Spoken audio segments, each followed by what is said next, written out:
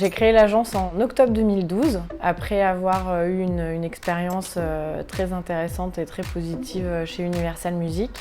J'ai un grand parcours dans le divertissement avec la chance que j'ai eue de pouvoir accompagner une artiste comme Lady Gaga par exemple sur l'élaboration de sa stratégie internationale. Et donc j'ai créé l'agence avec la volonté d'élargir un petit peu le champ des possibles. Et donc aujourd'hui on a mené à peu près 250 campagnes. Ça peut aller d'une campagne de relations presse à une campagne de marketing d'influence. Avec l'activation de près de 30 000 influenceurs et journalistes sur les réseaux sociaux et 158 millions d'émotions générées. Pourquoi est-ce qu'on appelle ça émotion? Parce qu'à chaque fois qu'on va travailler sur une campagne marketing ou de communication, nous ce qu'on recherche à transmettre c'est de l'émotion. Le positionnement des marques et des entreprises aujourd'hui sur le digital, il faut vraiment le voir comme la continuité des outils de communication sur lesquels on a l'habitude de travailler, que ce soit plaquettes, que ce soit site web, que ce soit carte de visite. Nous, notre fer de lance, c'est un petit peu d'associer chaque métier, à la fois le community management, à la fois la création de contenu, direction artistique,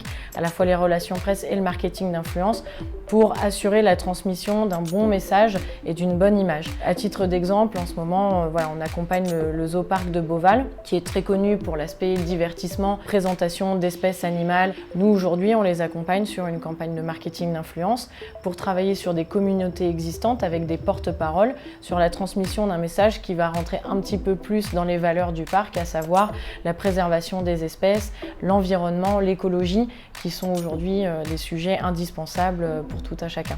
Sur le divertissement, on a accompagné UGC sur une campagne de relance à la rentrée auprès de la presse web et des influenceurs sur la semaine de la comédie. On a tendance à penser que ça concerne exclusivement les grandes entreprises ou les grandes PME, alors que pas du tout. Ça peut très bien être une marque qui vient de se lancer. Par exemple, en ce moment, on accompagne une maison de champagne qui a un positionnement de luxe, mais qui en même temps n'est pas forcément connue sur le secteur du grand public. Et puis, par exemple, on accompagne une marque de maroquinerie qui s'appelle Scarabée qui se lance. Donc, on a travaillé avec eux la mise en valeur des produits pour une bonne direction artistique et cibler ses consommateurs sur les réseaux sociaux.